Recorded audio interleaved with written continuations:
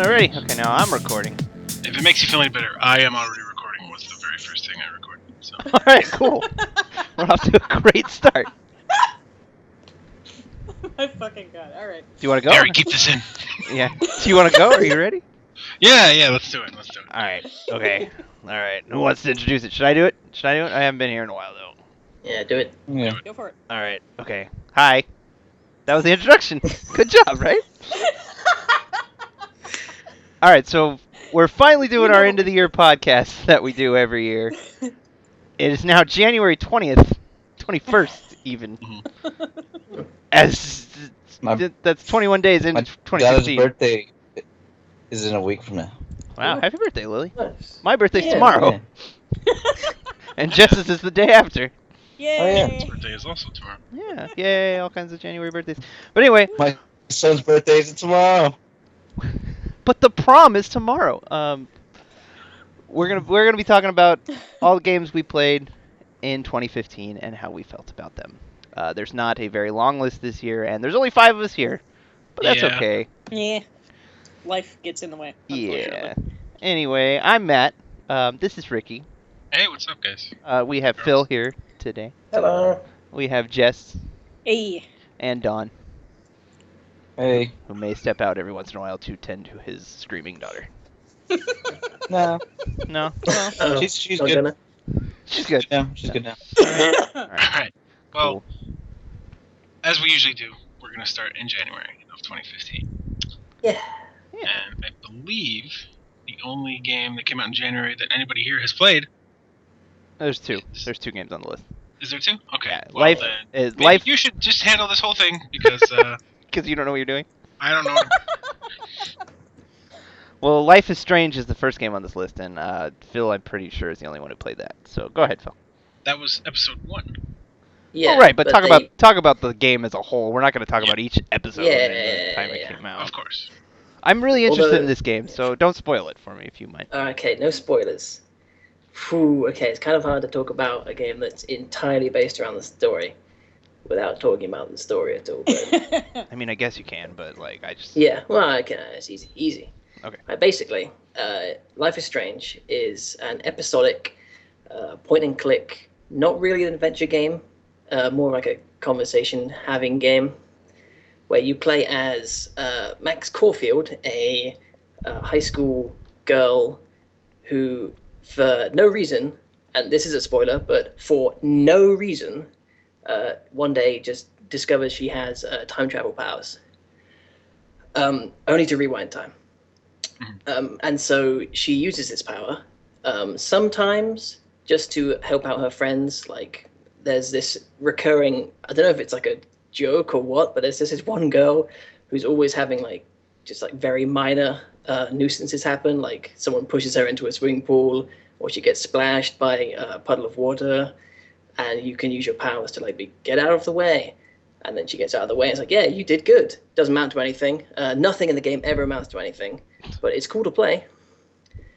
And there's also the hint of a mystery plot where for the first 4 of 5 episodes, it's really slowly and very effectively building up tension where you think, oh man, there's definitely some sort of conspiracy, but who knows who's involved and what the end goal is.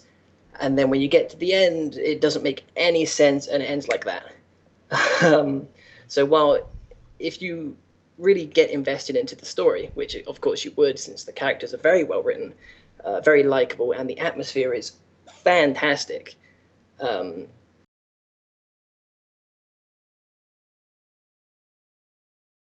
you just set yourself up for even greater disappointment, which is kind of strange, because the game's greatest strength is its characters and its atmosphere and its environment. But at the same time, because those aspects are so good, the ending is so much worse, which is a double-edged sword. But it also has a feature where you can just, in the middle of exploration or a puzzle or something, you can just sit down and the game will just zoom out and Max will just think about what's going on, which is something it's utterly pointless, but you'll do it every single time. Just have your character sit down and just take a breather, which is something I don't think I've ever seen in a video game before. Just having a character just like, how about that time travel, huh? That's like a part of the game you have to do, because there's games like Brothers: The Tale of Two Sons where there's like benches throughout the game where you can like sit down and just like look like into the distance and just like sit down and like relax. Sure, But like yeah. you don't have to do that. Yeah, they're all completely optional. Yeah, that's just a thing you can do. And like in Brothers, it's cool because like that's an adventure game where you're like going from point A to point B, and you can like see how far you've come throughout certain points of the game. So like you can sit down and you'll see your house that you started off way in the distance, and like that's cool. But obviously that's not what this game was going for. Yeah, it's just like you sit down and the camera sort of very slowly and lazily pans around whatever the beautiful, pristine environment you happen to be in that episode, as like a lazy, soft acoustic guitar plays in the background. It's very good, except for the ending, which sucks and ruins it all. Oh. Yeah. Well, that's kind of a big deal.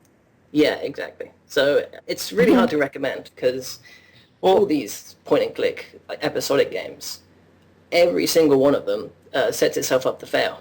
Because no matter how many choices you make, at the end, when the very last episode, it's always going to come down to choose option A or option B.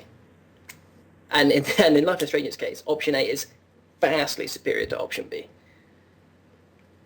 Without spoiling anything. Yeah. I think well, there was a lot of people talking about that game. Like that's a pretty popular game that came out this year, I think, in terms of like kind of big indie games. But I just want to point out that I think it's absolutely fascinating that like point and click adventure games are like making a huge comeback recently. Cause like that was a dying genre. Like it was really big on the PC in like the 90s, but then like PlayStation and like Nintendo 64 came along and just like murdered. Yeah, you can't be clicking on stuff to... Yeah, just murdered that genre and like as a whole. And I mean, it's been around, but it's really big lately. Like there was a new King's Quest. There was the Broken Age game that nobody liked. There was I was gonna say like it's definitely come back, but I feel like it's happened earlier than you maybe think, because I feel like particularly on the DS there was a great resurgence with like Ace Attorney and Professor Layton and Trauma Center. You know, they're not necessarily adventure games, but they're definitely Hotel Dusk. You know, they're definitely like point and click, like choose options from dialogue trees and stuff. Sure. I just think I love all those games. So I think like a big part of it has been like indie games. There's a lot of indie games that are like for sure. Yeah, like you know, like the game about the clown. What's it called? Dropsy the clown, and like Oxenfree just came out. That game just came out like today or like 2 days ago or something like that. And like these are all pretty big point and click games, and I just think it's fascinating that a genre can like just come back like that. Yeah. Kind of like fighting games did at one point. Sure. But go ahead. Life is Strange hit a niche with its like teenage girl, vague lesbian undertones sort of thing. Was like yes. Like it's on home. yeah. Although it's Well, don't. it's optional. Yeah, I was gonna say you have like the option to romance your friend. Yeah. Life is Strange. Yeah. Yeah. Whereas like Gone Home is Yeah. It's like it's it. the lesbian undertones in Gone Home are not like of your own player character. Yeah. They're not even undertones. Yeah, they're definitely not Text. undertones. Yeah. But they're of the character that you're learning about, not your character. Yeah. But that's another thing, like especially with indie games, is there's a lot more like diversity and stuff like that, like different themes that games are tackling now more than ever, like homosexuality and stuff like that. And there's a pretty big one that came out this year that we'll get to later. Oh yeah. But yeah, I just think that's fascinating, and I want to play Life is Strange just because I like indie games. Yeah, I'm interested in it too. I did hear complaints from people other than you, Phil, that the ending was left a lot to be desired. So Yeah. Yeah, I heard kind of the same thing. Yeah. I mean, you'd think the entire game revolves around the time travel mechanic. and it's never explained at all, which is kind of disappointing. Yeah, that's kind of lame. Yeah. Well, at any point in the game, you can just quit the game and never play it. so it's true of the game of That life. So, No. Don, I don't get what you're saying. Are you recommending that like you just play Life is Strange until The end last and then 5 stop? minutes? Stop. I mean, that's a feature of all games. You can just stop Yeah. whenever you want. Like, Yeah, that's what Kojima did. We'll get to that. he just stopped developing the We'll game. get to that. We'll get to that. Okay. But that's pretty much all you have to say about Life is Strange. Yeah. I think that's. Thanks for speaking for him. I wanted to play that game, sort of, kind of, because like you've been sort of praising it as over the year. Yeah. But then. Then the ending happened, and he was like, "All right, zero." No, it's it's not- not, 0 out of the 10. ending happened. I just like haven't had the time to commit Sure. playing Life is Strange. You know. Yeah. I mean, they're not very long. You can crank out an episode in a few hours. So that's one Oh thing. yeah. Yeah, but now all the episodes Strange, are out, so yeah. that's not just a few hours. That's several hours. Yeah. Well, you play the first 4 and then leave it. All right, cool. Good plan. I like it. Good deal. Let's move on to February. Wait, I wanted to talk about Gunman Clive for 2 seconds. Gunman Clive 2 came out in January. Did that game? It came out in January. I really liked the first Gunman Clive. It's like a Mega Man-esque game with a neat art style. It was on like iPhone and stuff. But then they ported it to 3DS, and it was cool. So they made a sequel, and the sequel is really fucking hard. And there's a level where you can like ride a giant panda, and that's cool. That's it. That's all I have to say. Gunman Clive 2 is cool. Cool. And it's $3. Yeah, correct? it's $3, and they just came out recently with the HD collection for Wii U download, which you get Gunman Clive 1 and 2 for $4, which saves you $1 from buying them separately on 3DS. And I think it's worth it because I think the first Gunman Clive is really fun, and I think the second one, while definitely difficult, is also a good time if you like retro style like platformers like that, like Mega Man. Mm-hmm. Only having played Gunman Clive 1, I would definitely say that both games for $4 is absolutely worth it. Yeah. Yeah, I haven't even played the second one, but just sight unseen, I enjoyed the first one so much that I would have paid like $5 for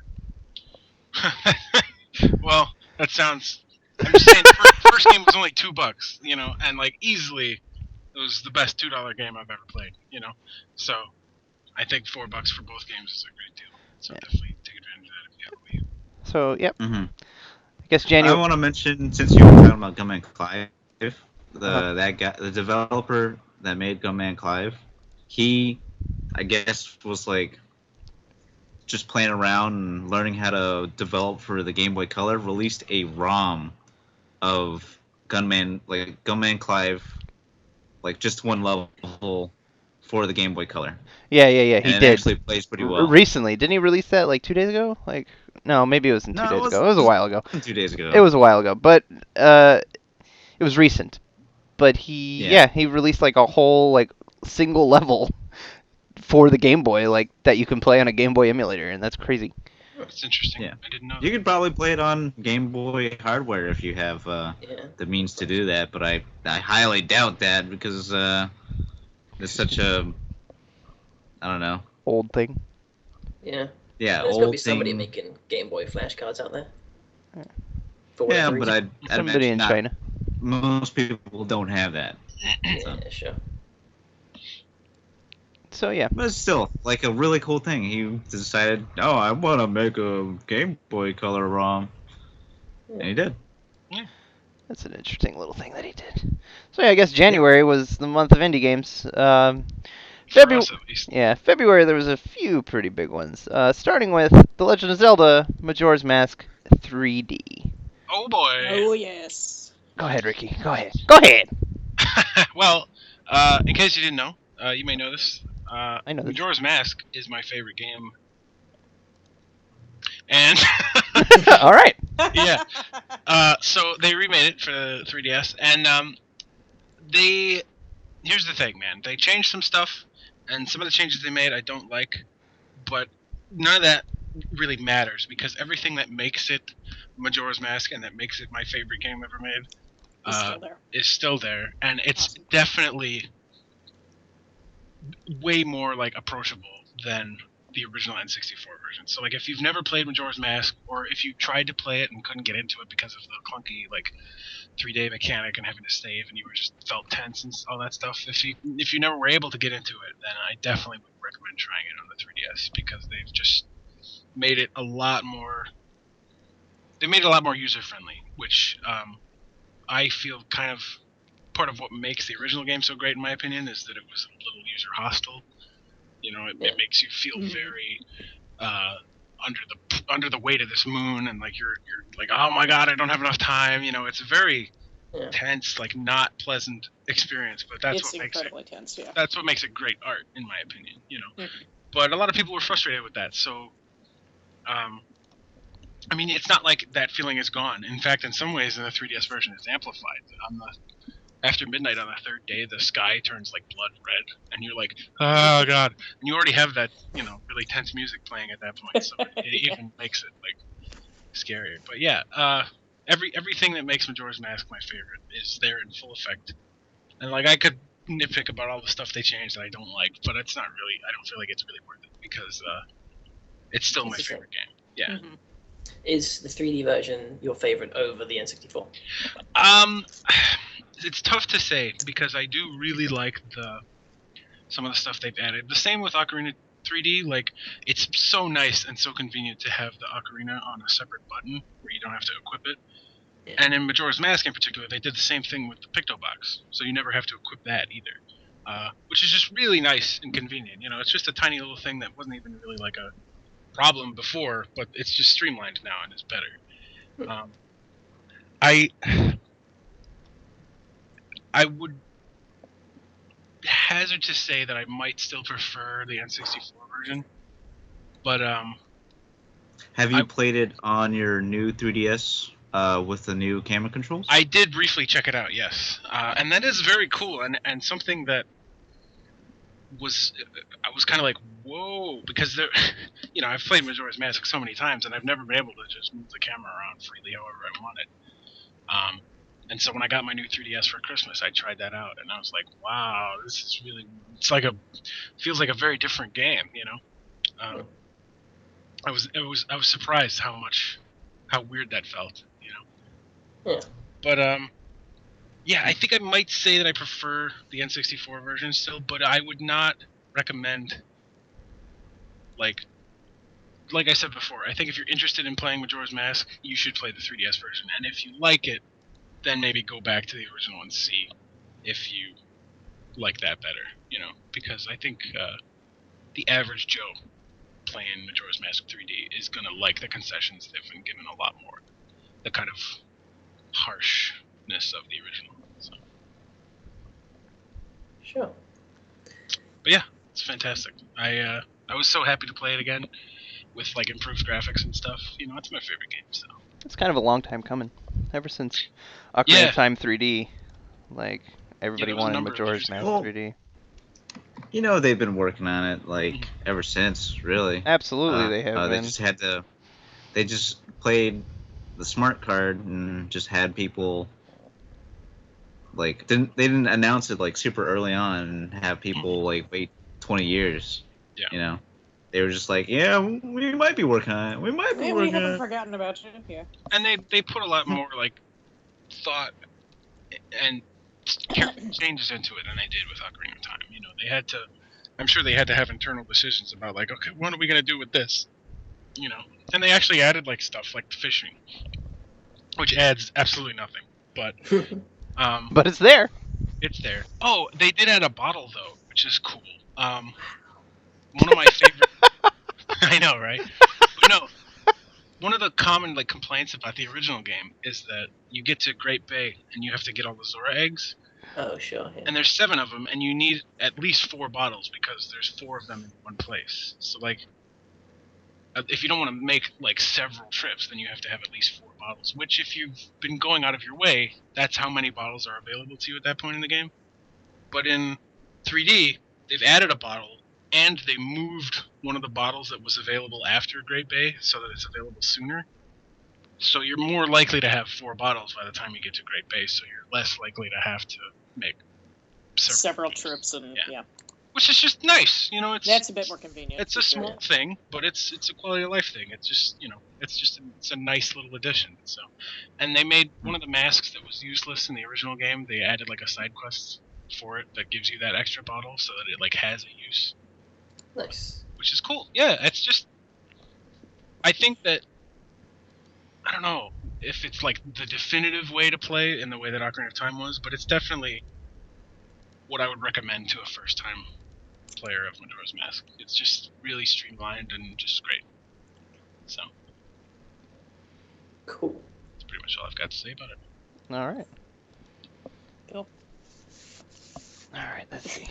I'm not the only one that played it, but I think everybody else that played it just didn't finish it. So.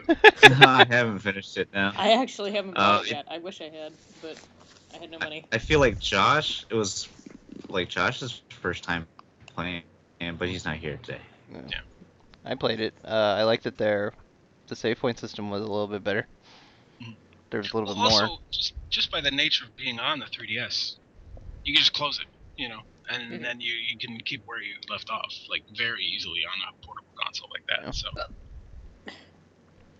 Yeah. Already, they did make small changes to the save system, but they could have not, and it still would have been better than the original. You know what I mean?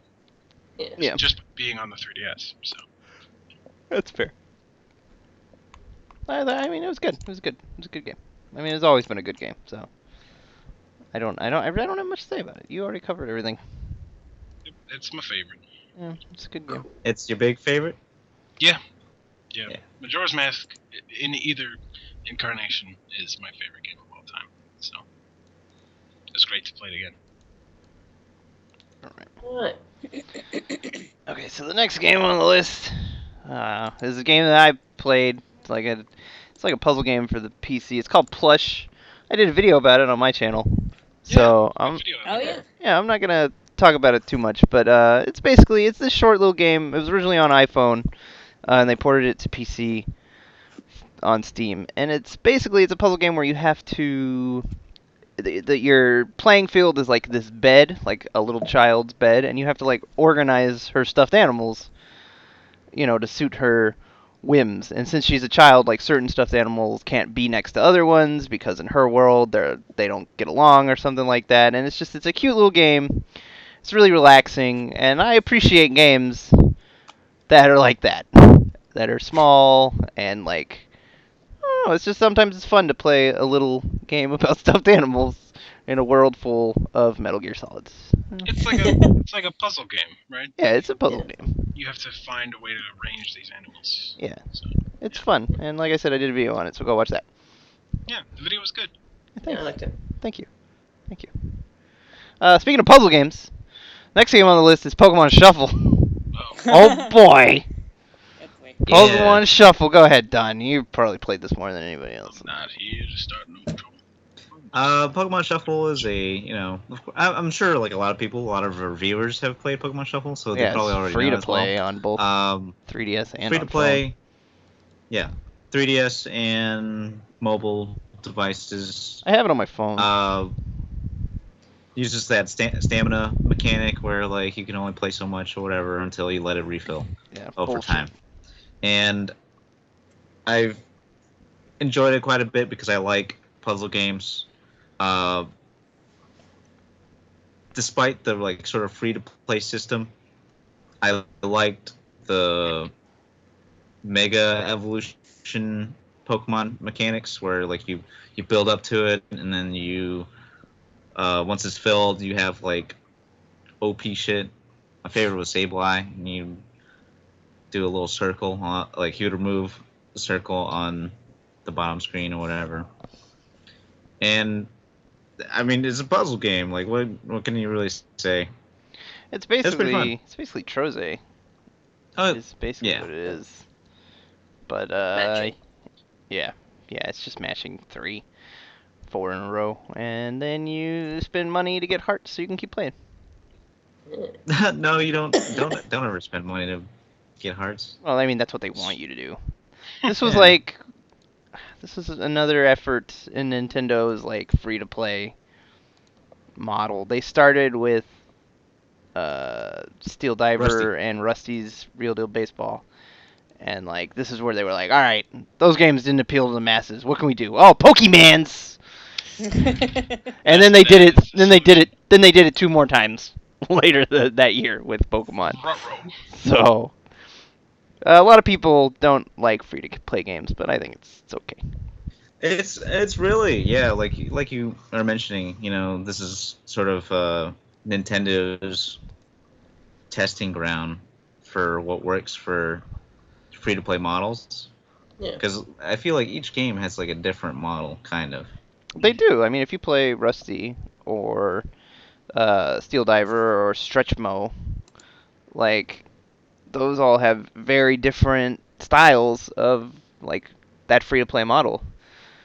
So, and this is more basic. Like this is much more in line with like Candy Crush or something like that. Mm-hmm. Yeah. Like it's basically like the tried and true model that all the mobile gamers. Sadly. Yeah. But yeah, it's just another attempt from Nintendo to get into that market, and I feel like it's working. Yeah, it probably is. People love Pokemon. I would recommend for any of our viewers, Don't spend money. save your money. Well, I also mean like not like real money, but also like the in-game currency. The what is it? Gold coins or something like that? I don't know. Something like that. Yeah. Save that. Save that. Yeah. It's valuable. It's more valuable to get that than hearts. Yeah. I don't really like games that like limit how much I can play them. Like. Yeah, that's pretty much like the game telling you, hey, you can't play me, and Yeah, you only get like 5 tries, and then Yeah, like, I hate that model. I mean, move on. that's... Wait a half hour, real time, before you can play again. how are you supposed to like the game? I mean, like, It's like by the time you get a Like- groove going, you already got to stop. if I enjoy playing your game, let me play your game. Yep. You know, I agree. Sure. if you want me to keep $5. liking your game, let me play it. Well, okay, with Pokemon Shuffle, there isn't like a buy once and have it forever option. Yeah, and that, you can't that just- Free to option. play. Yeah. And that option is in Stretch P-Cross. Oh. Yeah, and Stretch Mode as well. But P-Cross. But in Pokemon P-Cross, they charge you out the ass for that. Yeah, fuck that game. We'll get to that. Yeah. So I don't know. I'm not sold on the. I stopped playing Pokemon Shuffle pretty quick because I just couldn't get behind that having to wait, that waiting game. I never started because I couldn't get behind that. Well, it's like you'll be getting into a groove, like you'll play it, and then your 5 turns will be up, and then you'll just turn it off and forget about it. So, sorry, Pokemans. Yeah. Alright, so the next game on this list is another game that I haven't played, Kirby and the Rainbow Curse for the Wii U. Yeah! Is that game called Yay. Kirby and the Rainbow Curse in Europe? I think it's not, but I'll look at what it is. I'm already halfway there, so. Living on a prayer. Go on. Kirby and the Rainbow Paintbrush. Yeah. Almost. You were so Yeah. close. Only one word off this time. Yeah. Get there. So, I love Canvas Curse was Power Paintbrush. Sorry, I didn't mean to interrupt you. Yeah. It was, yeah. So I guess that's, keeping the branding in both regions.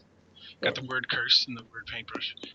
Anyway, I loved Canvas Curse / Power Paintbrush on the DS. I thought it was a great showcase early on in the DS's lifespan of the stuff that it was capable of. Yeah. I'm a huge Kirby fan, so that didn't hurt either. So I was very excited when Rainbow Curse was revealed, as you can see in our E3 reactions video when that trailer was revealed for the first time. And I didn't beat the game because I didn't beat hardly any games this year. But I did play it and I love it. It's adorable. It's Canvas Curse Part 2, but there's some cool there's some stuff that besides the claymation art style, of course, that separates it from Canvas Curse. I love the ability to you get this, you build up this super dash by killing enemies and getting stars and stuff. And that's a lot of fun, and they do a lot of stuff with that, with like areas that you can't draw lines in that you have to dash through. You know, there's all kinds of secrets hidden in the levels for you to find. The little transformations where you can turn into like the tank or whatever are really cool. And the multiplayer is not even that bad either. I played a little bit with my dad, and it's kind of that asymmetrical multiplayer, you know, where like Waddle Dee gets to just run and jump like a normal Kirby platformer, and whoever's playing as Kirby has to, you know, either draw lines or be carried by Waddle Dee. And I think it's great fun. I like I said, I didn't finish it, but that is not a mark against the game. It's not like I didn't finish it because I wasn't enjoying it. It's a mark against you. Yeah, I just never got around to it. But yeah, I mean, it's not like a masterpiece or anything. It's not the best showcase for the Wii U touchpad that came out this year. But it's a decent one, and it's a good game, and I recommend it. So Something I feel like is a kind of a detriment to that game. Like I also really like Canvas Curse, but with the Wii U gamepad being like a low quality MPEG stream to your gamepad, I feel like the visual style of that game is kind of like hurt a little bit because of the artifacts and stuff like that. Yes. No, I completely. You know, you're not looking at the screen like on your HD 1080p TV. You're looking on the gamepad. Yeah. The low quality gamepad most of the time at 360p. Yeah, you're absolutely right, and that is kind of a problem because the game is gorgeous. You know, everything's made out of clay, and it just looks stunning. But you don't really get to appreciate that because you have to look at the gamepad. I mean, you're right. That is a flaw with the game for sure. I just don't know like how they could have done it otherwise. You know what I mean? Yeah. Yeah. I mean, it could have been made on the 3DS. Maybe that would have been a better like. It still wouldn't have been like high quality though. Like. No, I know. Graphically. Yeah. You wouldn't have expected it to be. You know what I'm saying? Like. Yeah.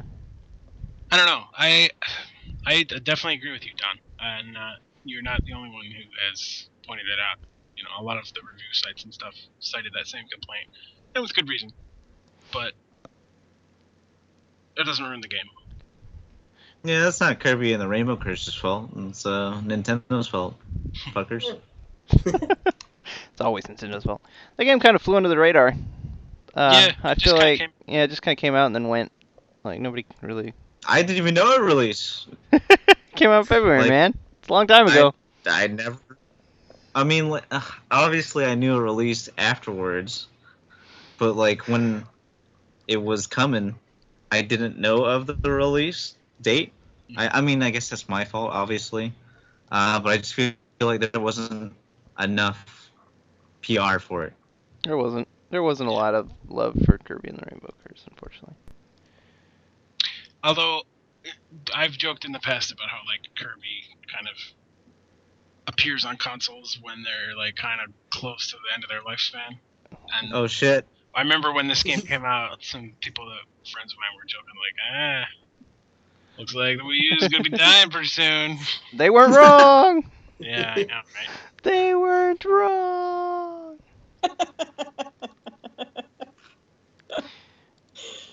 All right. So next. Oh, sorry. Go on. Just one last thing. It's a really go. small thing, but I think it's cool that like Triple Deluxe on 3DS had what was it, Paintra? Yes. Yeah, who was like Drossia's like weird sister or something. And this game has Glacia. Expanding that family lineage in yeah. Kirby I universe.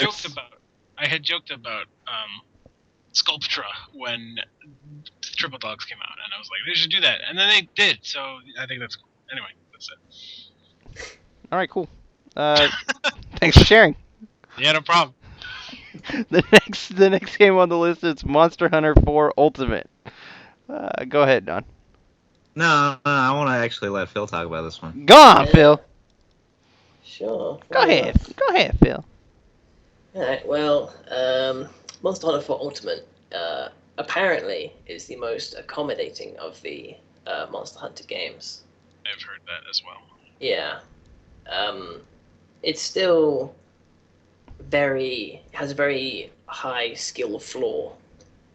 So a friend of mine is a huge Monster Hunter fan. He's been playing since the very first one, and he's always wanted me to play. I was like, no, I don't want to, Too get much the work. game and then, Too much work. Yeah. Just gotta grind or whatever.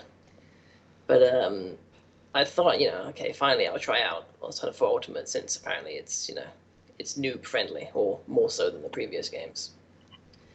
And it's my favorite game of the year. Oh, spoilers. Nice. Yeah. Wow, that's I was interesting. surprised because it's really quite simple. All you do is hunt monsters.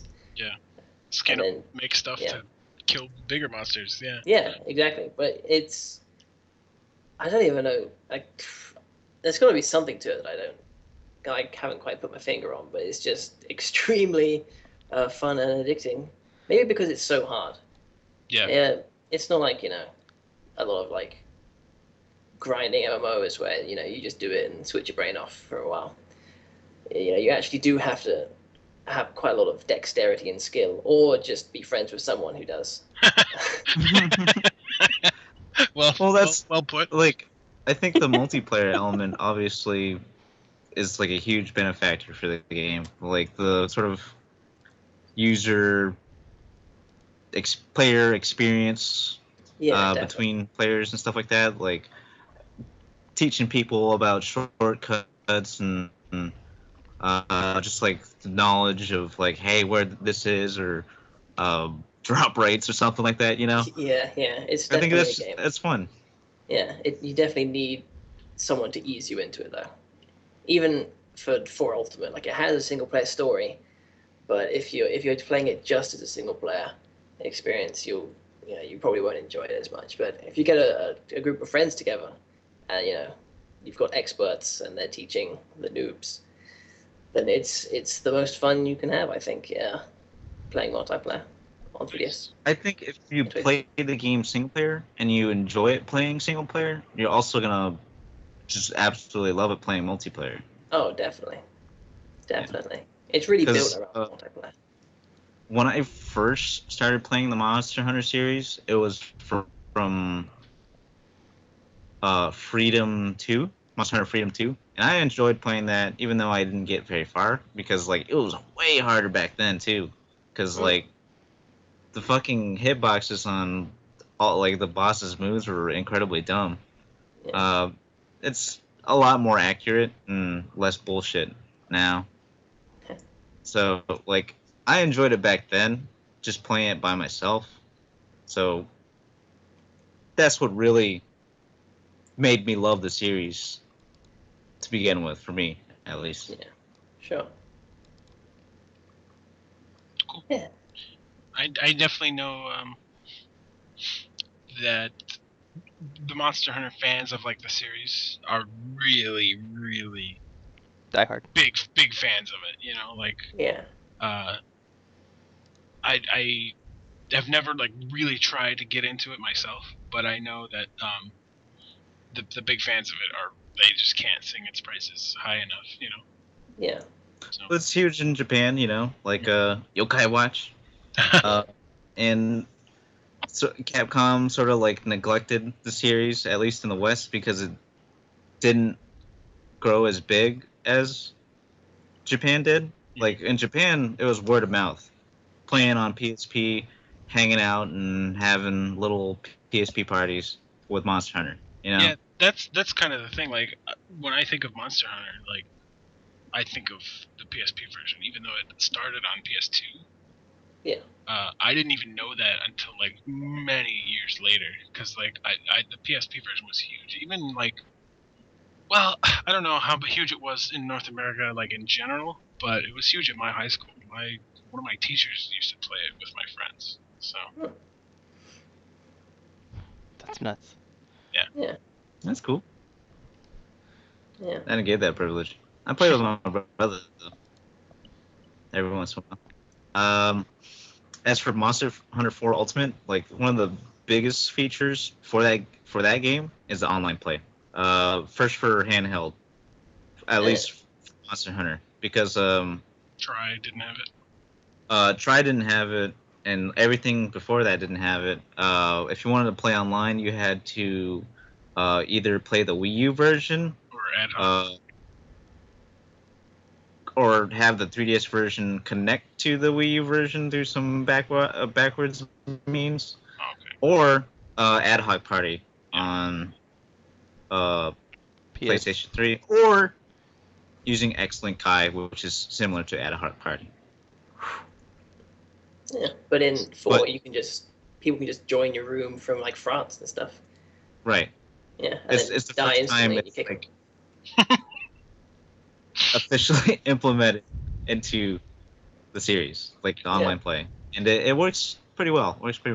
I think that's definitely like a selling point, you know, Yeah, absolutely. because I know a lot of people like to try on the 3DS, but you know, now that 4 is out and it has that it has online, you know, why would you go back to that? Yeah. Mm-hmm. I definitely probably would prefer to have been released on Wii U, but that's probably not going to happen because Japan has Yeah. they much prefer the series portably. Yeah. And that's why they're coming out with MHX and stories and a bunch of feline games. Yeah. Yeah. Cool. I don't know if we're gonna get those. We might have to Yeah. wait until the G version of X for it to come out. Before you sold like surprisingly well, I think. Yeah, Yeah. it did for sure. It Sorry, should. the G version of X. What is that? Ultimate essentially. Like Okay. Monster Hunter 4 Ultimate is actually the G version of Monster Hunter 4. We didn't get the original Monster Hunter 4.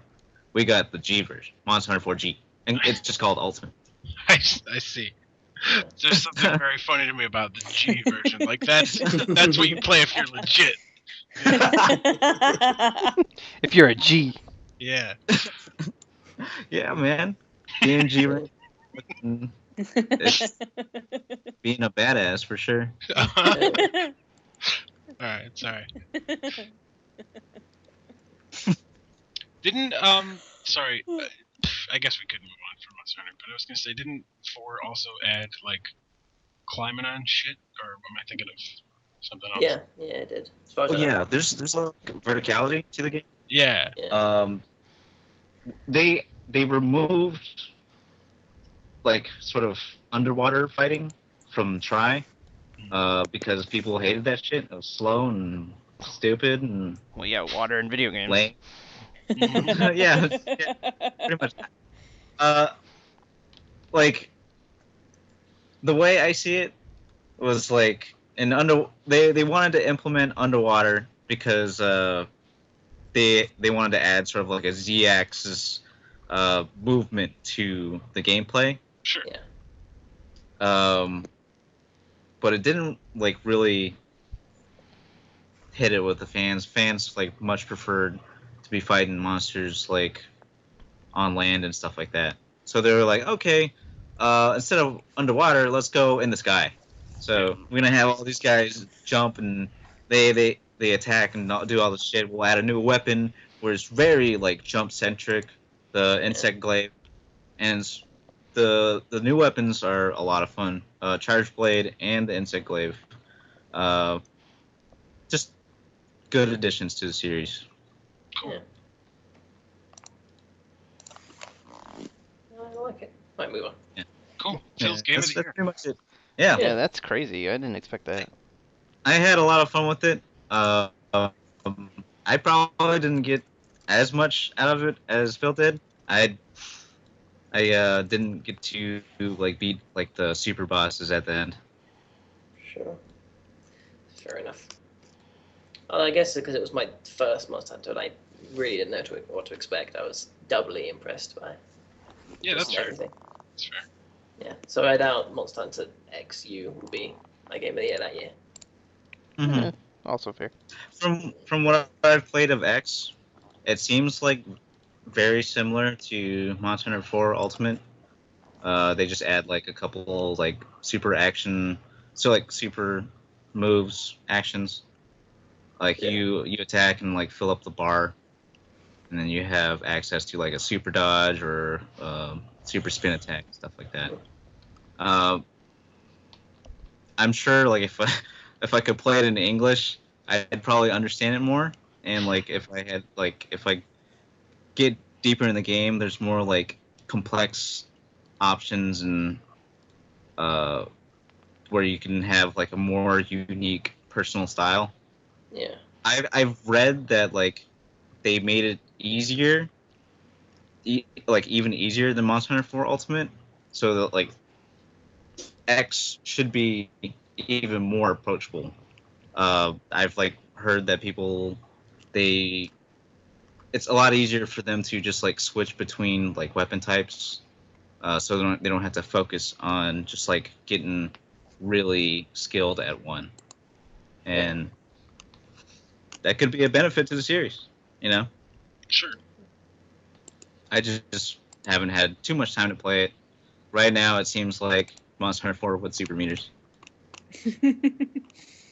That's my little blurb on Monster Hunter 4, Monster Hunter X. Best synopsis ever. We can move on now. All right. That was February. Moving into March. There's only a couple games in March. The first one is Five Nights at Freddy's 3, the third installment in the popular Five Nights at Freddy's franchise. I'm sure you've all never heard of that. No, That's some small little indie game. I don't know that. Made by some nerd named Scott. I don't know. I don't know. Go ahead. Go ahead, Jess. All right. Since I'm the only one here who actually played it. Or any of them. I'm excited to gush about this one because this is my favorite installment of the Five Nights at Freddy's series. Wow! And basically, going into the gameplay first, obviously, the gameplay is you are stalked by a single animatronic this time, which, I mean, he made that painfully obvious from the start that that's how it was going to be, which I was a little unsure about because I wasn't sure how that was going to work, but god damned if he didn't pull it off. And basically what you have to do is you have three things you have to monitor to keep everything running smoothly. You have to monitor the ventilation, you have to monitor the cameras and the audio and make sure all of those things do not go offline. If the ventilation goes offline, you'll start hallucinating for some reason. I don't quite understand how that works. If the cameras go offline, obviously you won't be able to see where Springtrap is. If the audio goes offline, then you can't hear anything. So, actually... Can't you, like, not lure him with the laugh? Yeah, Oh, yeah, that's right. Duh. God, it's been a long time. I'm sorry. Sorry. Good Lord. No, you don't have to apologize. No, yeah, you can't lure him away with Balloon Boy's voice, and which is a whole other like creep factor in and of itself, which I won't get to that now. But on one side of your office you got that. On the other side you've got the ventilation cameras, which you can seal off whatever part you think Springtrap is in, and try to keep him from getting in your office. Obviously, if he gets in your office, he'll jump scare you and he'll kill you. So it's about as straightforward as the other ones are, but there is a lot. I feel like there's more to check in this one than there was even in Five Nights at Freddy's 2. In Five Nights at Freddy's 2, you had a lot of animatronics to worry about, but you didn't have a whole lot of stuff to check up on. You were really only facing like forward. Yeah, you were only facing forward. You had the vents to check. You had the hallways to check. You had the music box, but that was about it. Here, there is so much crap. And what's cool is that for people who are still trying to know the ropes and everything, they do give a fairly long explanation as to how you're supposed to go about doing all this. At the first night, where nothing happens, Springtrap doesn't show up, so you are perfectly safe to kind of try to get the handle on everything and make sure that you know what's going on. Yeah, I thought was pretty interesting. Cool. Yeah. Like you get, not having played any of this series, I do know a lot about it though, and the third one was the first one where like what you said, nothing happens on the first night. So it was the only one where it's a very, very accessible for people who were not into Five Nights at Freddy's, and for whatever reason decided the third one was the place they wanted to start. So yeah, I don't know. This definitely seems like a series that was made for people who enjoyed the previous ones. You know, kind of because the lore keeps getting deeper and deeper, so you kind of have to play them all to understand it. Oh yeah, and well, speaking of the lore, the third one is where it gets particularly interesting. I'll get to that in a second. There's also phantom versions of the other animatronics, which, after a certain series of events, which, like, for each of them it's different. I can't remember all of them off the top of my head, but they will jump scare you and not kill you. And that was what threw a lot of people off, I think, because usually when that happens, you're used to just getting the game over screen and having to start again. These guys will jump scare you and they'll cause problems for the ventilation. I don't remember if they cause problems for the audio or the cameras, but that threw so many people because all of a sudden you're having to scramble to correct what was wrong, and you're still kind of coming off that adrenaline, which Yeah.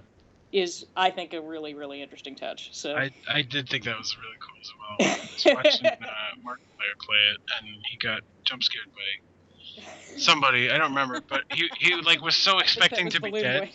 Yeah, he was so expecting to be dead because that's just how the series works. That he he kind of like lost his Yeah, his reaction was my reaction. Like, what? I'm alive? How? like he lost his bearings a little bit, and then Yeah. he got jump scared by Springtrap for real. So like. So that's exactly what he wanted, I think. Yeah, I think he was just expecting to like throw people off that way, and damned if he didn't do a good job. Yeah. I love Five Nights at Freddy's 3 so much for that because it threw a lot at you. It was nothing really you couldn't handle.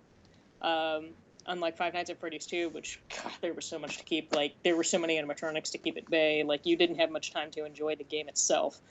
But Five Nights at Freddy's 3, there's a lot more to be enjoyed and a lot more opportunity to actually enjoy it. Now, in terms of the story, this is probably my favorite installment because it ends, quote unquote, on such a satisfying note that I really don't have much to complain about. Like, there's, we've been following this series. We've been like finding out more and more about the story, coming up with theories. That it spawned such a big following because of the theories alone, because people were so into it. Even people who don't play horror games were just like, I want to check this out and see what this is all about. And he got such a big following from it because of that. And the ending where we find out that, so obviously spoilers, who hasn't played it by this point, but Springtrap is the purple man or purple guy, and who was the murderer throughout the that we hear about or only get like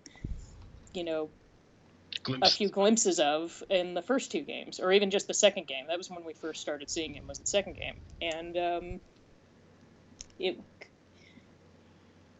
it just could not have ended on a more satisfying note, because when you're playing in the final minigame, when you're playing the child and you scare him into the animatronic suit, and then just you get to hear and see what happens to him, and then it's the most satisfying ending ever. I think that is one of the things that makes, again, not having played it, but like the fact that the one animatronic in 3 has like a dead body inside it. Yeah.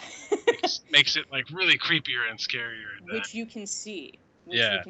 And going back to what I was saying earlier about Balloon Boy's voice, being the thing that you lead Springtrap around with, we're talking about a child murderer in these games. You're leading him around with a child's voice. That is fucking creepy. Yeah. And what's even creepier is that he, like, you kind of have an idea of who he is. Like, he kind of throws in some bonuses for you there, but like he stays out of sight, relatively out of sight, in the hallways. You really have to look to try to be able to see him, because he clearly knows how to avoid the camera's line of vision, which I thought was a really good touch considering who he is. So Five Nights at Freddy's 3, story-wise, my favorite of the Five Nights at Freddy's installments, and that's about all I have to say about it, I guess. Cool. Having not played it, I feel like it's a trials and tribulations type thing with the Ace Attorney series. Yeah, I could. Where there's a lot of trial and error. Yeah. No, not that. No. Or trials and tribulations. Trials and tribulations as like that's Ace a Attorney game. Yeah, that's the. He's saying like the reason it's the best one is because it's the third one, where like I see. You're getting more out of the game because you've played the first two. Yeah, if you're jumping into it, like if you've not played any of the series beforehand, then chances are you're not gonna get the same satisfaction out of it as the rest of us would. But no, for sure, it was made for people to, obviously followed the series and who were passionate about following the series. And I was definitely one of those people. And several people I know were also really excited about it and with how it ended. So it felt like really satisfying to see, and I'm really happy that Scott took it in the direction that it did. Which, Five Nights at Freddy's 4, I'll get into that later, but, that's about all I have to say about it. I'll Five stop Nights at before I Freddy's gush too 4, yeah, much. it came out this year, man. Or Yeah, last it came year. out later in 2015. Yeah, it came out a little bit later. July. So. Which was hilarious because he wasn't alluding to it at all. But again, I'll get to that later. Otherwise, I won't stop. So. Fair enough. That's all I have to say about Five Nights at Freddy's 3. Okay. Right. The next game in March, the true game of the year. Thanks, Jess. No problem. Codename Steam for the 3DS. So, anybody who's played Codename Steam? Anybody? Not me. I played the demo. All right. Yeah, I played the demo as well. All right. I got it for Christmas, Nice. which was not so. I mean, it's been almost a month, but I've only sunk about a few hours into it. But I've enjoyed it so far. What did you guys think of the demo? I liked the game. I felt like there was problems with it, just like the gameplay in general. But I feel like a lot of people mirrored those thoughts and amplified it, and just like didn't like it at all. What problems? Because they have patched it, and I know they addressed more. Yeah, right. They have patched it as well. But the enemy turns. Yes, that's the. Yeah, that specific thing kind of put me off a little bit. Yeah.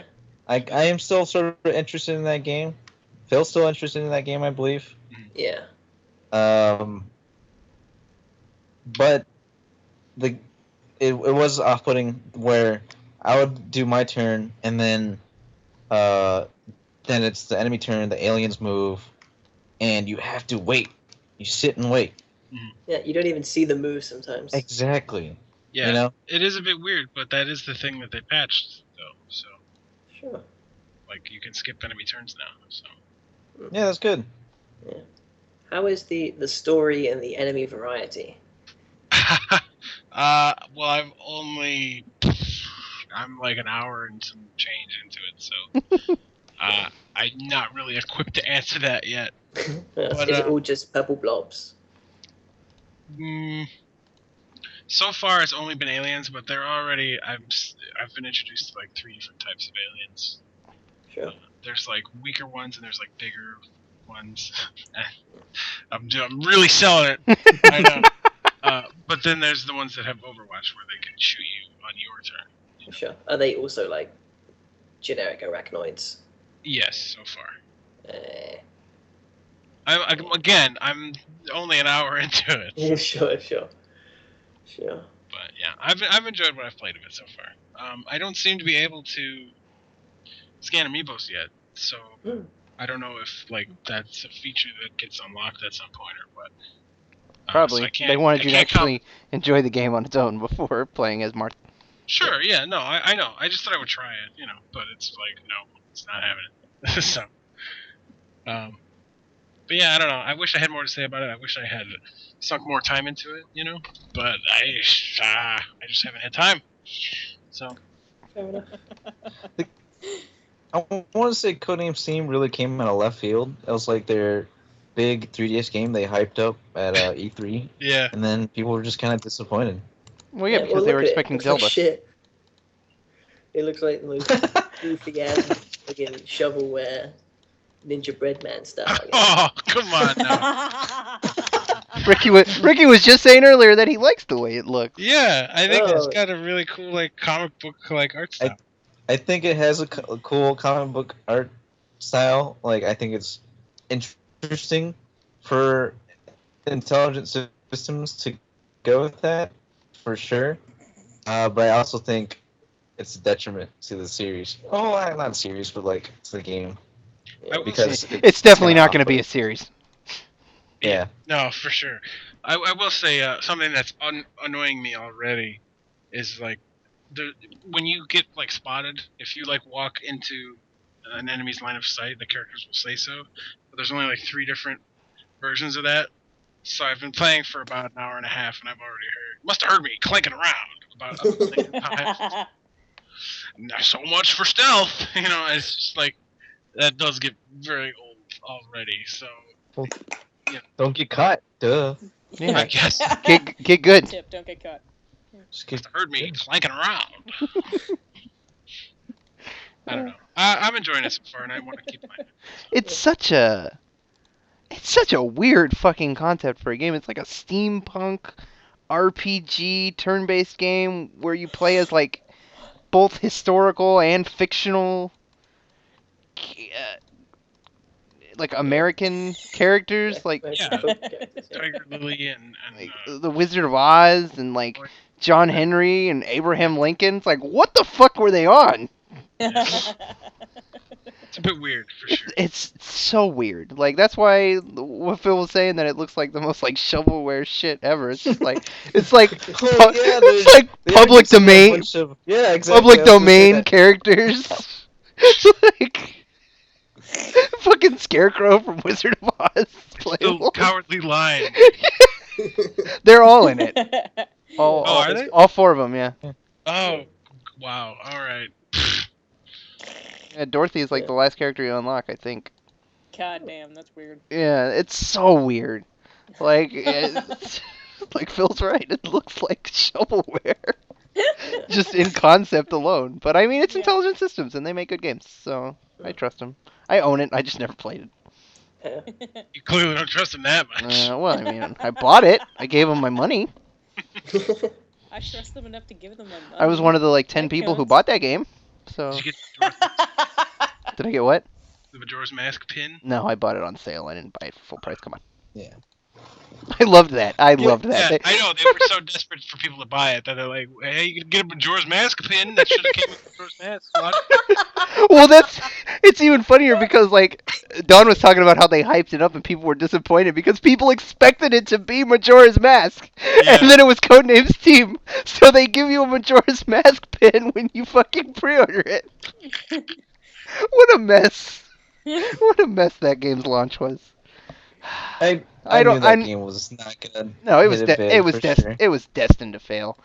I don't mean to be mean to it. Like I said, I haven't played it, and Ricky enjoys it, and it's Intelligent System. I'm sure it's good, but it was destined to fail. It's a fucking wonderful 101 situation. That game is destined to fail. I'm not gonna lie, this is entirely longer than I expected to spend on Codename's team. Well, we've just been laughing at it the whole time. Okay, all right. Like I said, I'm still interested in it. Phil is also still interested in it. Mainly because it's sort of similar to Valkyria Chronicles. Yeah, and XCOM as well. Yeah, and XCOM. Yeah. I didn't know Well, XCOM was like.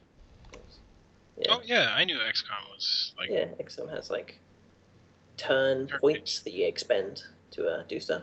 Yeah, I knew that. Oh, there's another game that came out this year. I don't know if you have it on the list. Nope. It's very similar that I played and haven't beat, but I enjoyed. Steam World Heist. Heist. Yeah.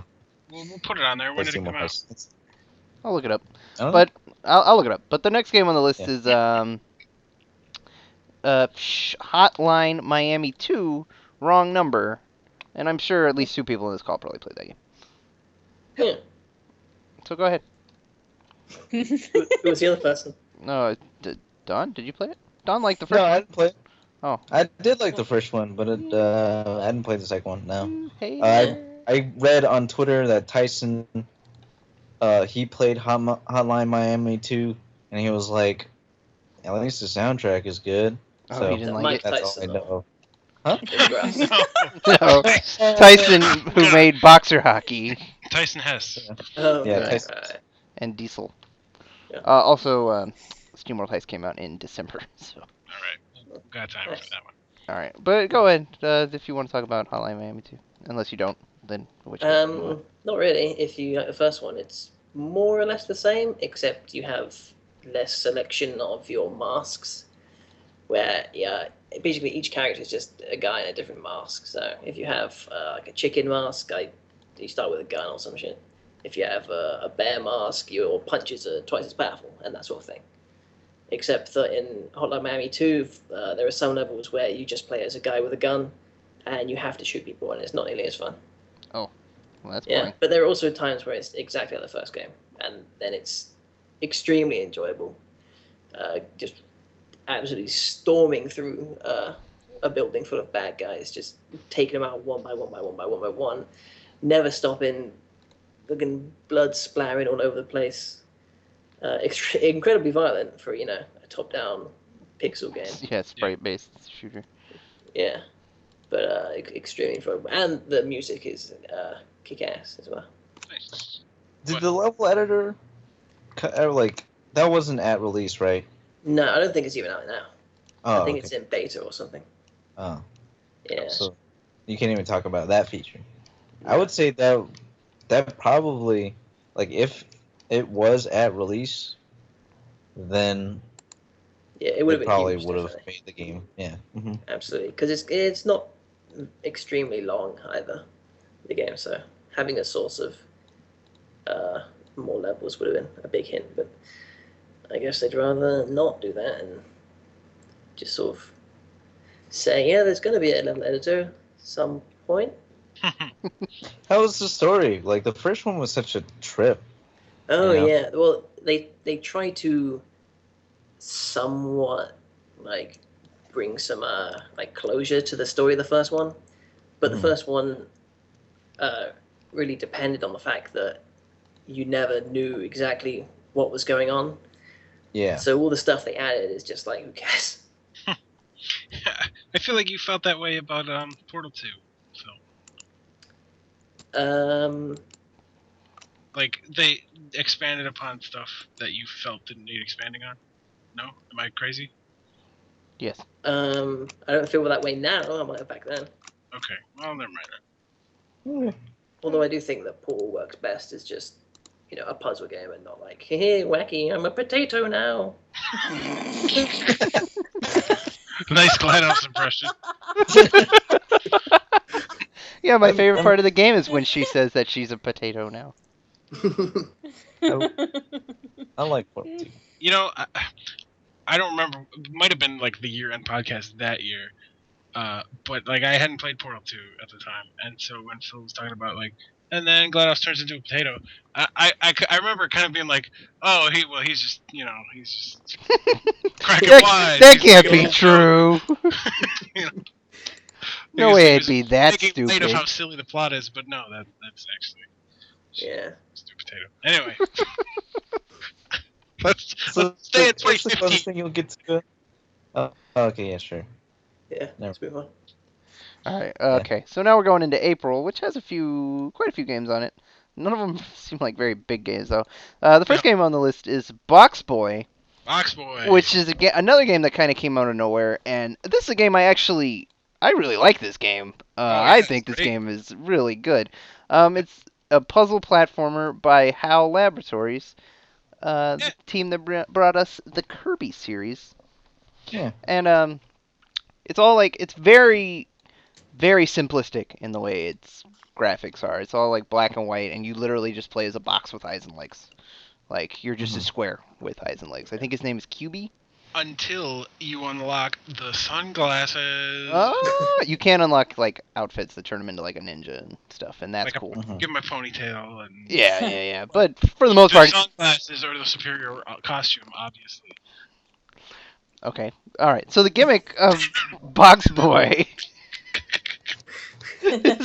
is that Boxboy himself can spawn like more boxes out of his body, and the number like changes between the levels, and you have to use those and the order that you like move them in to solve the different puzzles in the to make game. these shapes, you can like make yourself a platform to stand on, or you can like draw like a circle around yourself to protect yourself from like lasers raining down on. You can spawn one block and then push it onto a switch so that you can like open a door.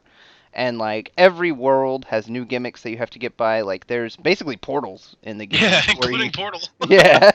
Yeah. And there's like lasers and disappearing platforms and like enemies you have to like move into like these little cages to progress. And it's very simple, but it's very smart in the way that it implements its mechanics. Yeah, And it iterates itself like steadily and gives you the chance to learn how each new thing works in an organic, tutorial-less way. You know? Yeah. yeah, it doesn't stop to explain everything Let new. me.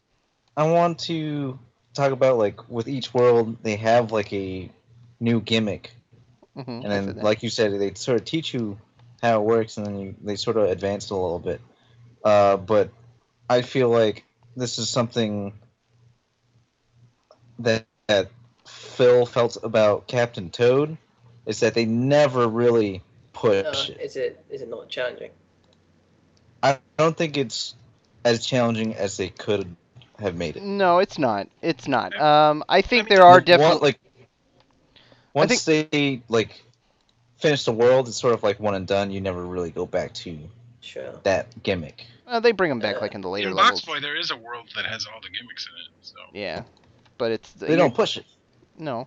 Where they like sort of have it all encompassed.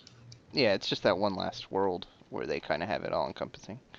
So I mean that's true, and it isn't like super difficult. There are definitely times where you're gonna be like scratching your head, like wondering what to do, but it's not I think hard.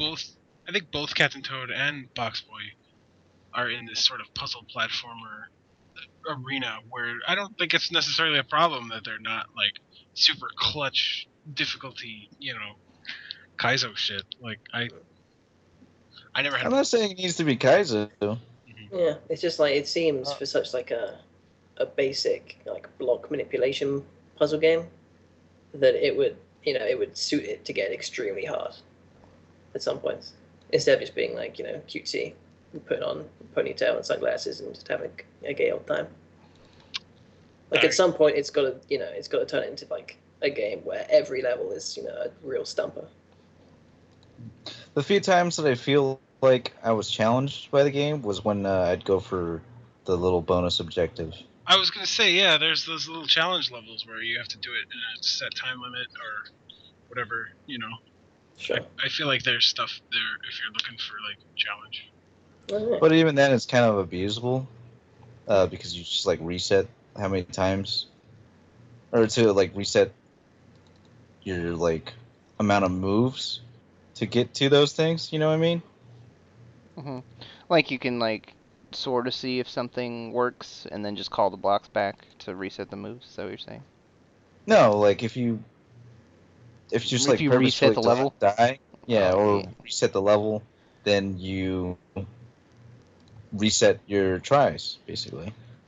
I'm not saying like, oh, you should only have that one chance ever, but it was a system that was made easier, I Hmm. guess. Yeah, just like one and done. Yeah. I mean, I guess I can see where you're coming from, but I really liked Boxboy. I think it's Like, a great okay. eShop game. Hmm. I think it's a great 3DS game. Yeah, me too. It's one of my I'm favorites sure on the it is. console. With the little bonus objective things, like they want you to be like efficient with your blocks. You're just not like just making blocks willy nilly. No trial and error.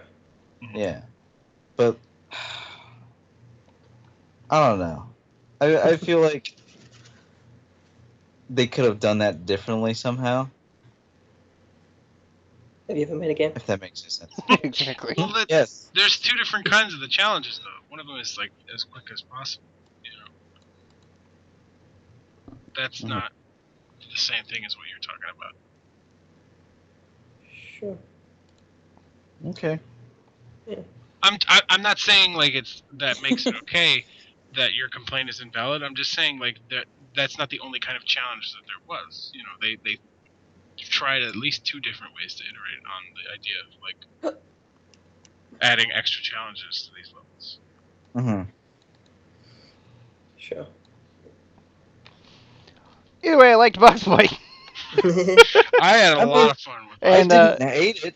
I'm not saying I hated it. and it's I got liked it too. fucking I just feel like it could have been more challenging. That's it. the fucking ending gives me like an existential crisis. Oh, that's another thing. The story that really was like, whoa. Yeah, I wasn't expecting that. Can't believe there was a story. Oh, Yeah, I don't want to spoil that, but like, there's a story, and it's kind of absurd. Yeah, I Um, finished the game and I was like, I had one. I like laid on the floor like with Napstablook and was just like, contemplated like existence. You know. and there's a sequel now in Japan.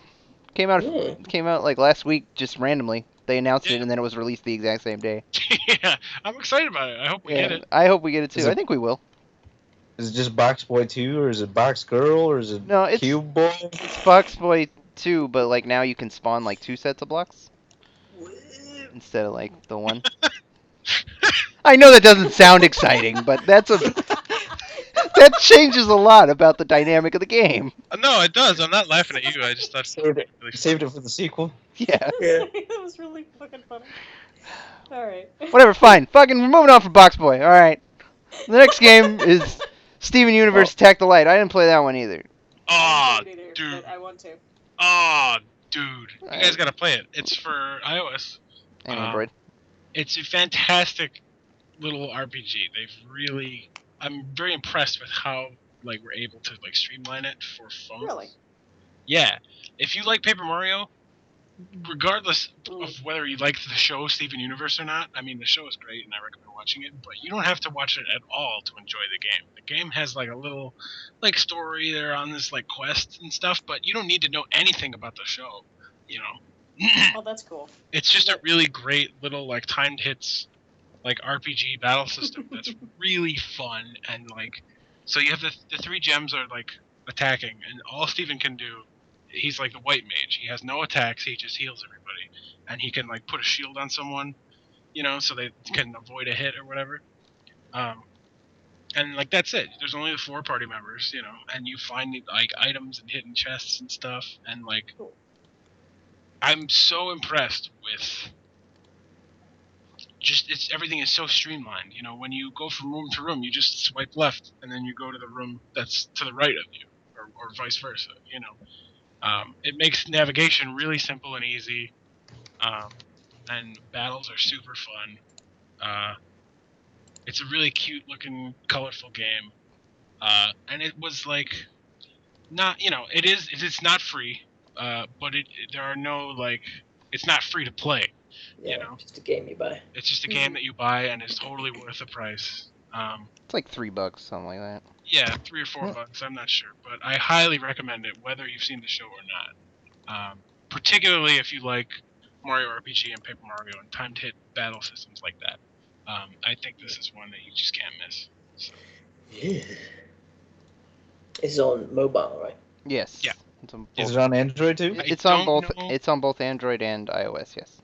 Okay, yes, there you go. Yeah. Because I meant to buy it and then I never did because I'm terrible. Sure. Instead, I've been playing fucking Necrodancer and I highly recommend Disney Tsum Attack the Light. Alright. I want to play it. know I this love is a Steven game that- Universe. This is sort of loosely related, but any of you guys play Pocket Morty? No, but I heard I it know wasn't. I heard it wasn't very deep. Like it just was. Just Yeah, kind it's of. like literally rock, paper, scissors. Yeah. I Oh. heard it was just like it was. which is It was funny, but it's just there's just nothing to it. that's part of the joke though. Like it's instead of like fire type and ground type, you have rock type, paper type, and scissors type. You know, Oh, that's funny. Yeah. which It is funny. quite the Pokemon homage though. Like it's just straight up Pokemon. But also that came out this year, so Okay. I Did it? wasn't Well, he waiting was till just- next year to talk about it. You were He- talking about a cartoon game. On There might not mobile even system. be a next year, Ricky. sorry. I wasn't trying to like shut down or anything. Never mind. Just forget that I'm here. Go. He was just saying it was an RPG on mobile devices based on Yeah, a it's- Cartoon Network TV show. Sure. Yeah.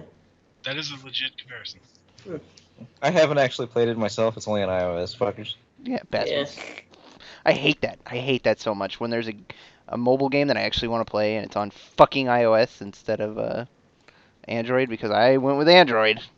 So, oh, that reminds me, there was another mobile game that I played this year. Let's see if I can find what month it came out. Anyway, next game is Titan Souls. That's another game I wanted to play but haven't played. Somebody talk about that. Alright. Hold on, Amanda's brought the baby. Hi, baby. Nice. Hi, Lily. Hi, Lily. Yay. Oh, hi. Special guest. Hi. Hey, Lily. She's happy. She's happy to see Doggy. Yeah. Look at the doggy. So Titan Souls. Yeah, right. Alright, Tiny Ceramic Souls.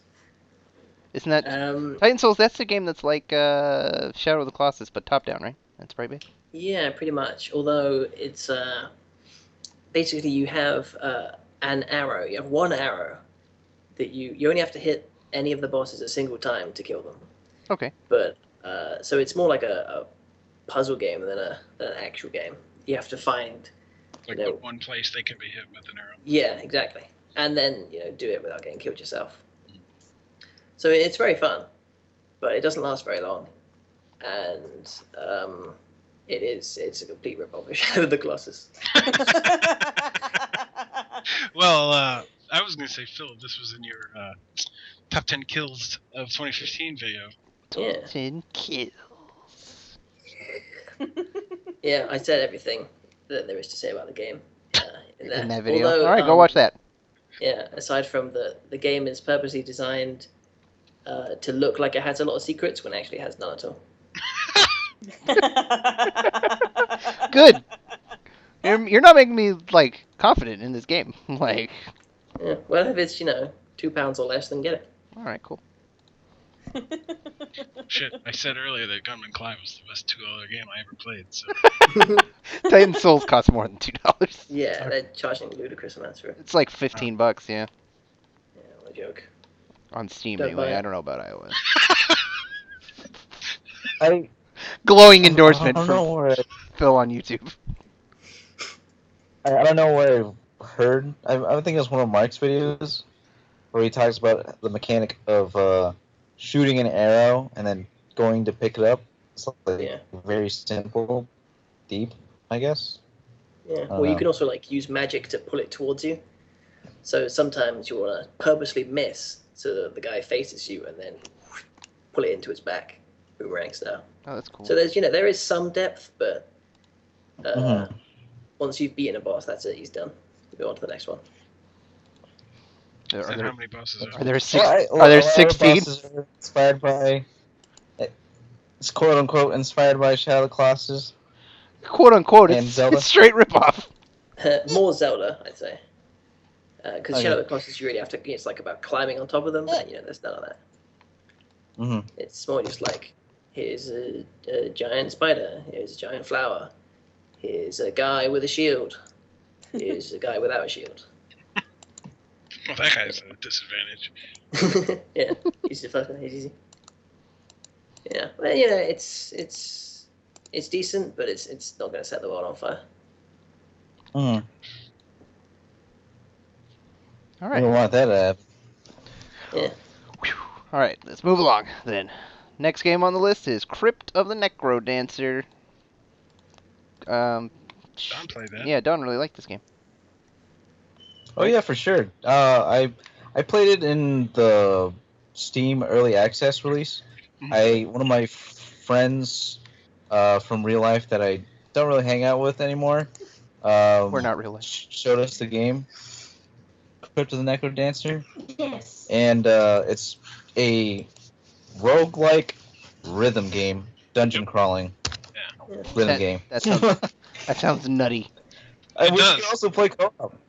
But it does look pretty spectacular to just to watch. I was watching Don's. He was streaming it when he was playing it, and Mhm. I was kind of like, "Wow, like what game is this?" And he told me this is Crypt of the Necrodancer. And I was like, "Wow, this looks interesting."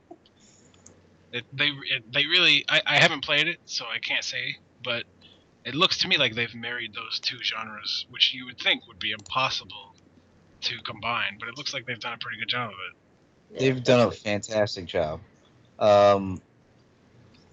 It just works really well. Like I you have played. to move a tile on the beat. Yeah, and everything moves on the beat, Yeah. and only then. So everyone has like a Makes it rhythm. that you can- more. It makes it more active, and because like you're so entranced, focused on trying to get your rhythm down, because you get fucked up if you don't. You're more prone to make mistakes because you have like that split second to make decisions. Make those split second, um, in the moment decisions. And you can get destroyed if you don't make that decision in time. Yeah. And the one of the best things, if not the best things for this game is the music is amazing. I really enjoy the music. It wouldn't be as good if the music just did not exist. Yeah, well, it's a rhythm game, so. Yeah, I think that's true. Yeah, of the best rhythm games. but it's like I'm Audio Surf. You like import your own music. They have that feature for Crypt and Necrodancer, and you could also on one hand you can make the game easier by like just importing really slow music or whatever. But also if you import a music or like a sound file that's like short in length, you're not giving yourself enough time to go through the level. Because if the song ends, then you get moved to the next level. It's all really fun. I haven't actually played it since release, and they've added so much since early access that I don't know if I really can say everything about it. But it's a really fun game. Highly recommended if you can purchase it now or get it on sale. It's just fun to play. If you enjoy rhythm games, if you enjoy like dungeon crawling RPGs, yeah, definitely check it out. It's a great game. You can also play it with a dance mat since it only uses the arrow keys. Oh yeah, for sure. Because it uses only the arrow keys to do like certain functions, you have to like press on multiple arrow keys at the same time. So if you want to like cast certain magic, you press like up and right or something. I don't remember. It's been a while. I didn't know that. That's interesting. Yeah. One of my favorite things from that game is the shopkeeper. When you get close to him, he like sings the music, like opera style. Nice. He's awesome. Yeah. Yeah. So like if you like even if you don't see him, you'll like hear him singing, and so you'll sort of have like a general idea where you need to go. And also he has special tiles around his shop, so you know what it looks like at least. Yeah. It's good mechanics, great mechanics, fun game. Check it out. Cool. All right. Next game is we brought this one up earlier. Broken Age Act 2. Oh god. Oh, I'm excited to hear about that Broken Age. sounded good. Does it really need to act 2 or the age? No. It needs to act its age. Okay, go on. Oh shit.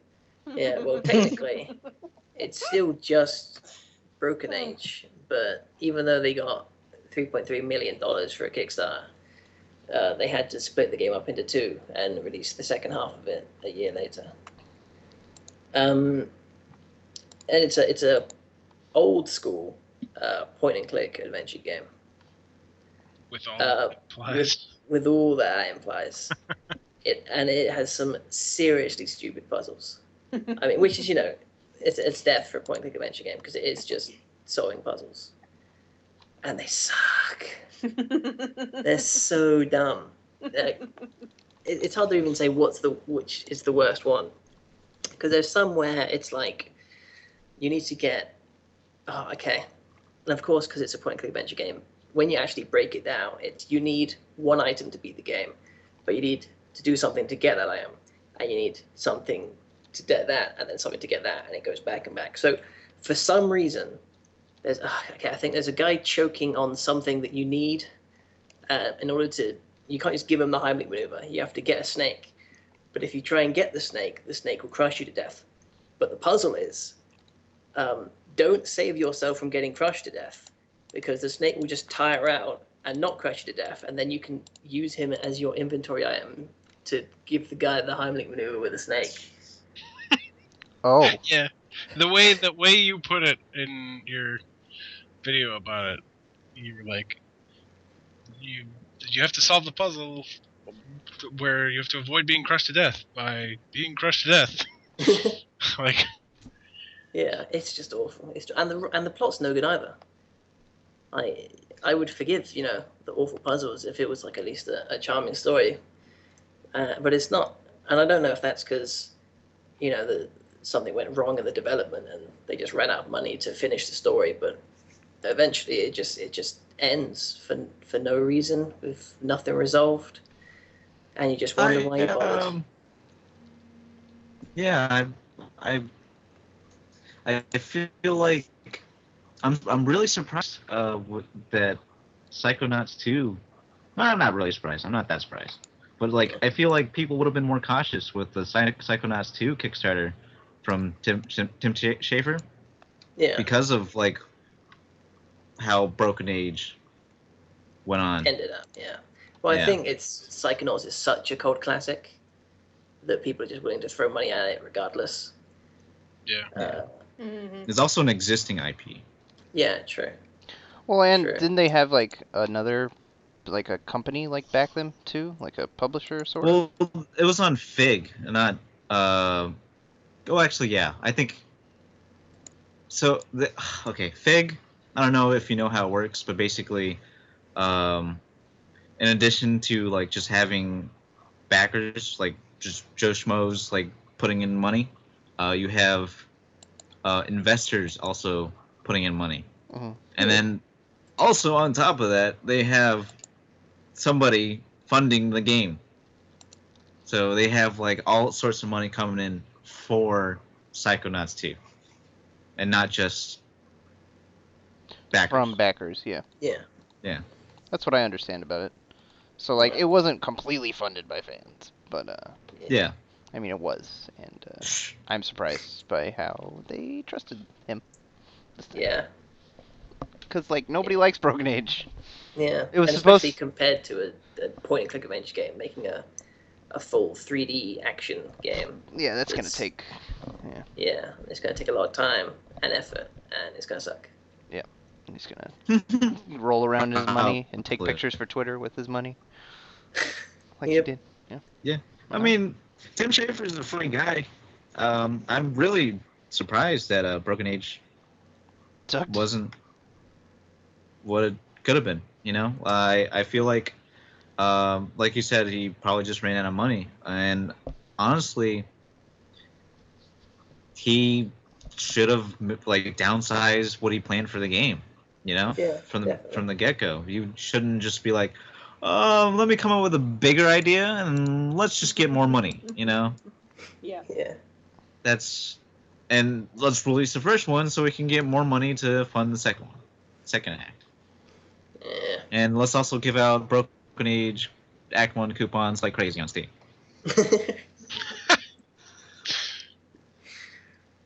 Yeah. Well, they were trying to get people to buy it. Yeah, it's no good though. But they released it at like $25. It's crazy. Yeah. Ugh. Okay, all right. Enough about Broken Age. The next game on the list is Mortal Kombat X. Did you play that, Phil? Why is this on this list? Yeah, I played it. All right, go ahead then. Well, I only played the single player Oh, okay. because Well, rest in peace. the previous Mortal Kombat had A great single player. a great single player, surprisingly great, and not just for like fighting game standards. The Mortal Kombat X, the single player story is nowhere near as good. It's a big disappointment. It's poopy butt. That's all I got to say about that. All right. That's cool. unfortunate because people really do talk about Mortal Kombat 9's single player. Yeah, I have heard that. Yeah, Steven even talked about it. Yeah, really yeah. Steven like was a big fan. Yeah. So that's interesting. That's kind of Uh, disappointing. I haven't played Mortal Kombat X personally, but I've watched streams and seen how it's played like at high level and stuff like that. I do like the sort of variation system that they have. I think that's a good idea for a fighting game. You can have a character that has different fighting styles, like access to different type of moves and stuff like that. Smash has like the custom moves, but it wasn't really executed really well. Everybody's just like Avatar: The Last Airbender. With Mortal Kombat X, you have like man, I don't even know what the names of the styles are, but like Buzzsaw Kung Lao, where his like hat is all spiky and shit. Yeah. Or the Tempest version instead, where he uses like wind elements. Oh, like Avatar: The Last Airbender.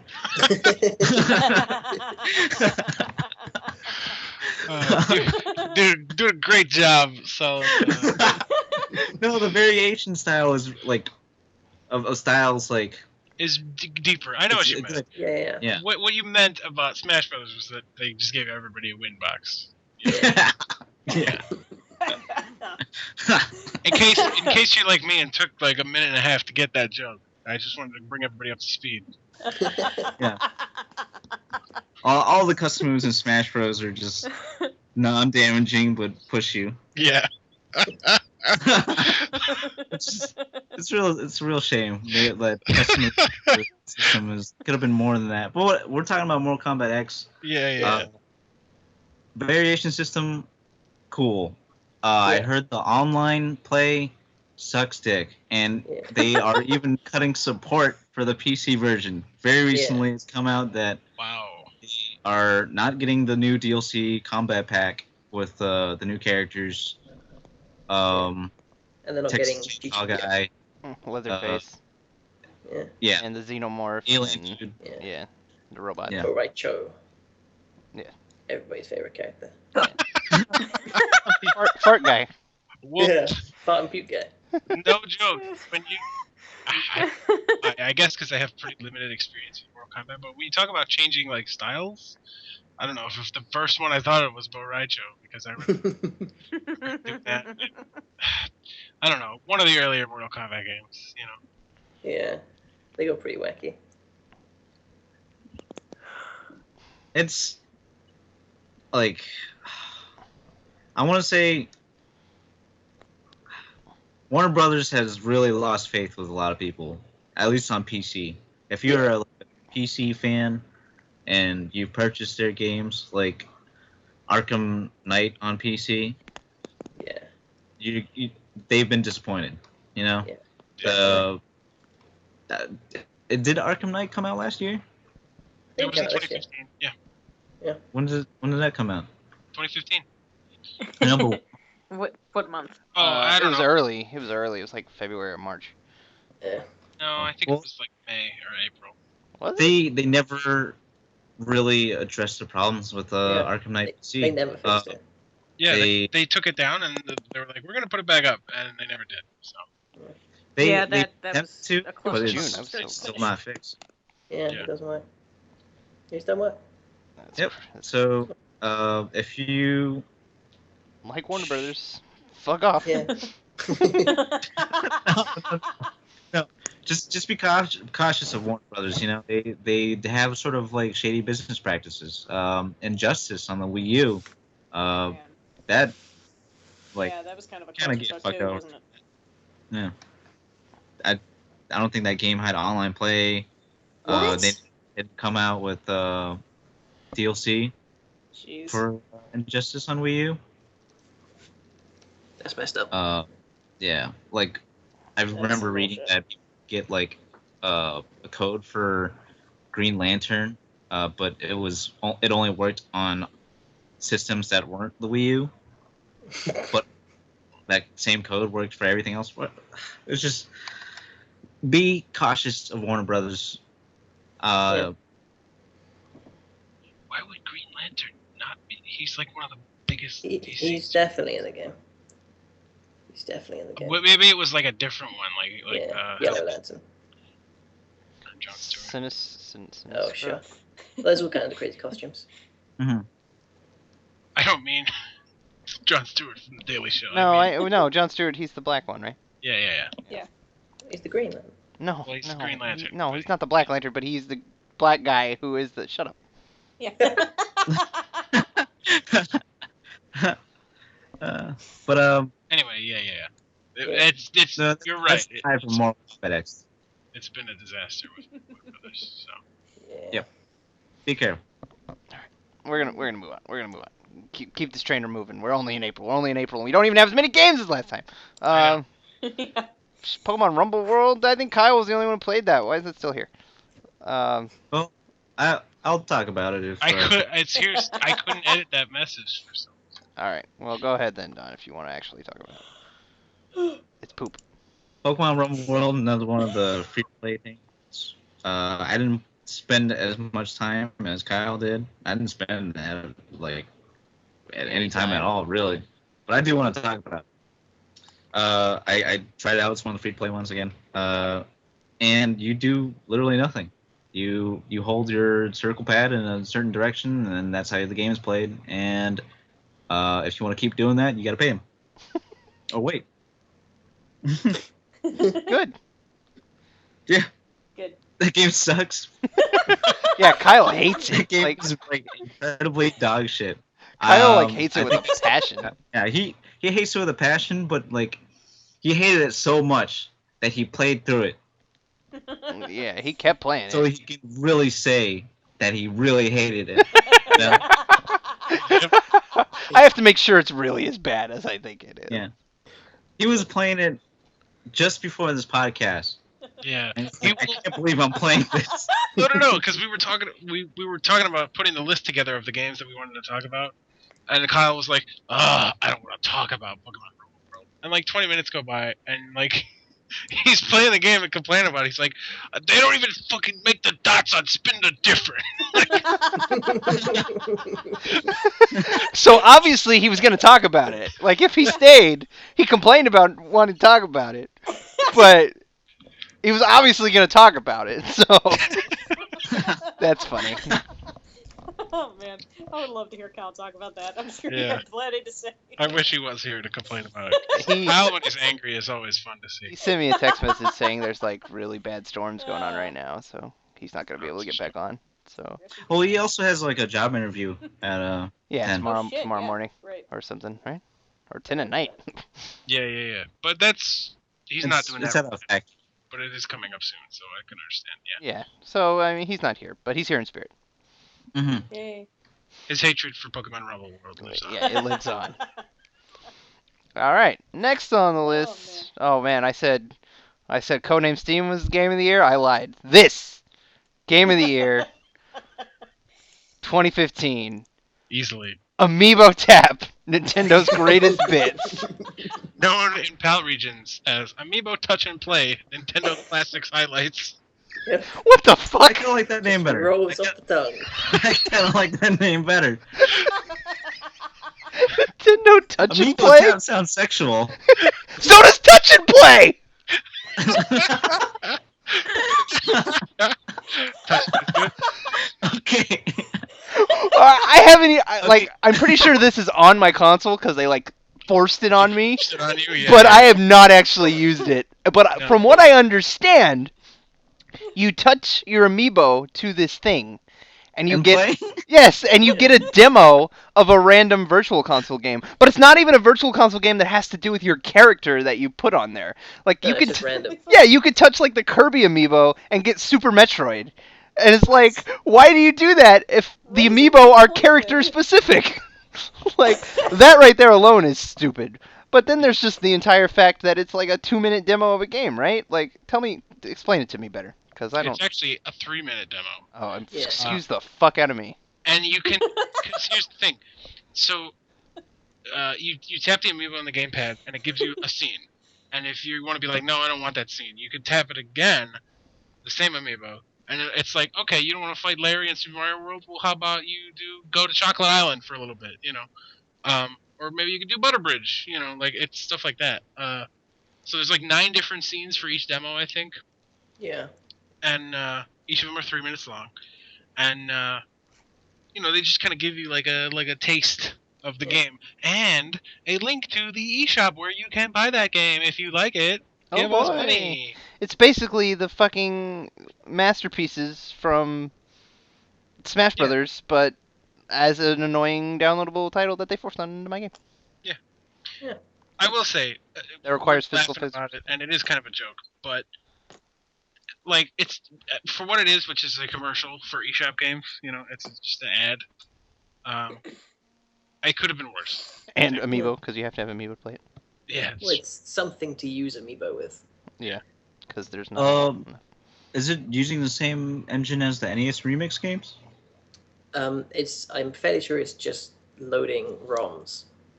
Oh, just like through like From a VC save emulators? state. Yeah. Yeah, because like if you Phil talked about this in his Donkey Kong Amiibo review. If you he got Super Mario World when he got the Donkey Kong Amiibo, which just totally flies. So, but if you die in the stage that they give you, you can it's Super Mario World, and it just loads up that part of the game, so you can go on the map somewhere else, if you want. It's just the whole game, except just you get to play for 3 minutes. And it does go through the whole game.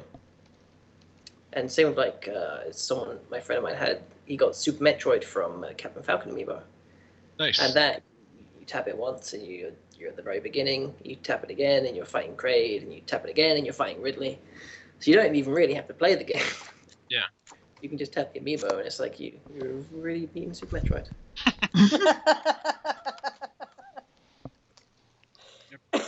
Oh man, It's a weird thing. it's So- really strange.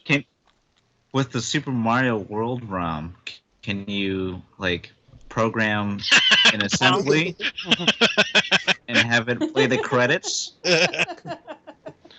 Probably. That glitch with the Koopa shells that you yeah, I know the one you're talking about. Yeah, Silly. just awesome games done quick. Yeah, that was fun, man. That was nutty. They literally programmed Pong and Snake with inside of Super Mario World. They didn't open up a DOS interface where they could actually type stuff in. Just by playing Super Mario World with incredibly, tool-assisted, frame-perfect inputs, they were able to program Pong. That's nonsense. Anyway, that's totally also unrelated to Amiibo Tap, Nintendo's greatest bits. Also known as Bits? Bits. Yes, it's Nintendo's greatest bits. Yes. Not greatest hits. No, because it's either all pixel games. Because fuck Oh, okay. the Nintendo 64. Yes. Sure. Greatest Well, it's bits. you don't want to tap the Amiibo and get fucking Yoshi for NES, and someone else taps the Amiibo and gets Ocarina of Time. Yeah.